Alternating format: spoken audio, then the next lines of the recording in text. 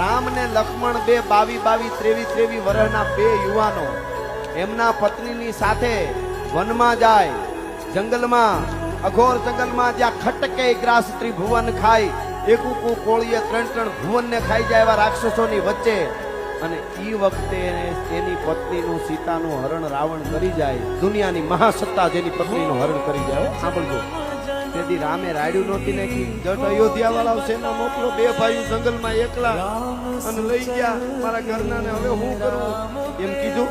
નકર ભરત જેવો તેવો હતો, સેના નો મોકલે.